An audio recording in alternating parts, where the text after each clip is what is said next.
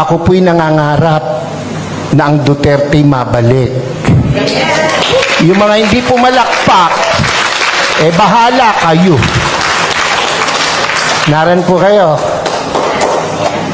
Pansinin nyo, noong panahon niya na nakaupo, mga politiko'y takot na takot na gumawa ng mali.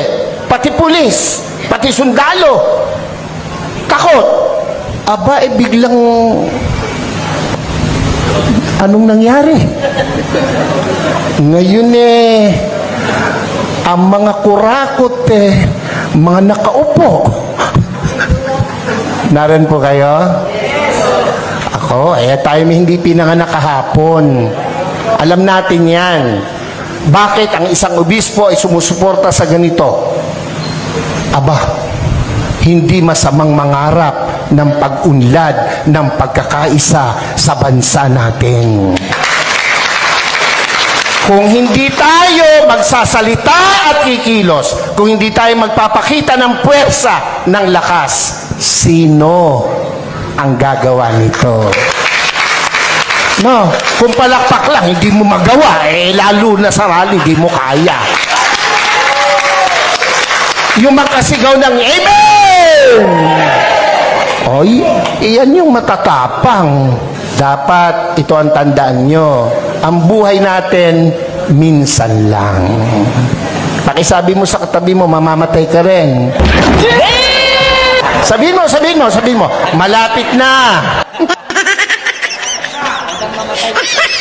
Pero, bago mamatay, napakagandang nagparinig ka, nagparamdam ka para sa bayan.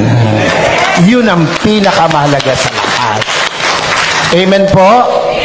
Ako po hindi takot makulong, mabugbog, basta't iparamdam mo yung gusto mong iparamdam. Mga Bulakenyos, mga kasama kong taga-Caloocan, Zambales, Pampanga, aba, hindi masama na suportahan natin itong rallying to. Yung iba na pe-pressure ng kung sino, natural lang yun. Ang nami-pressure sa kanila, siguro nasa taas. Dahil kung nasa baba, hindi nila papansinin. Pero, aba tayong malaya, huwag tayong pa-pressure kahit kanino. Minsan lang ang buhay natin. Dapat iparinig natin, iparamdam natin ang ating saloobin. We are not against the government. Never and never will.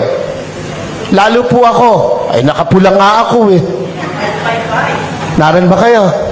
Pero, kailangan nilang makita, kanilang dapat marinig, ang dapat makita at marinig.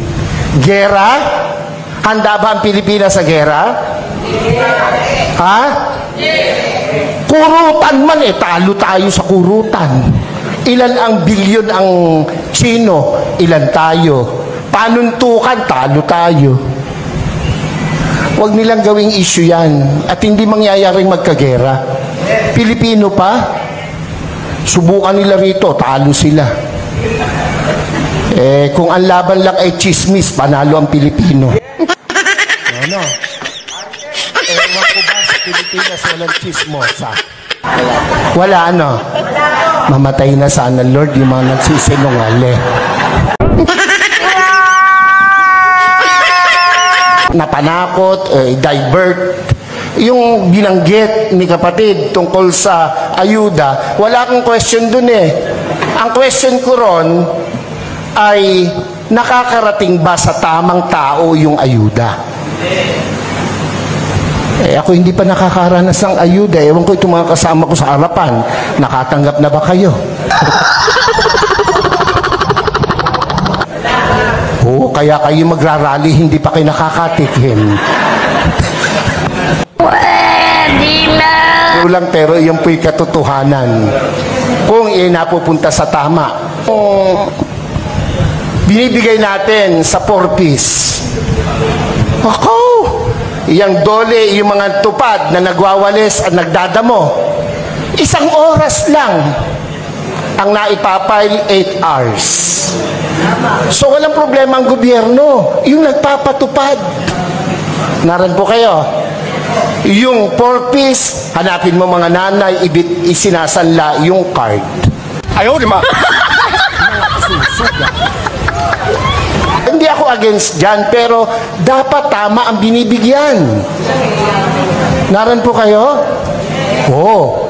Pag dumaan sa politiko, dole. Ang magwawalis, mayayaman pa sa amin.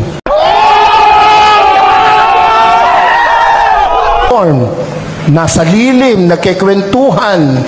Ang pinagkikwentuhan, ganito lagi. Alam mo ba? Yung mga introduction ng mga chismoso. Alam mo ba? Alam niyo ba? O tango naman. Hindi tayo papayag na hindi natin iparinig, iparamdam, ipakita ang dapat nating ipakita sa bayang Pilipinas na ating minamahal.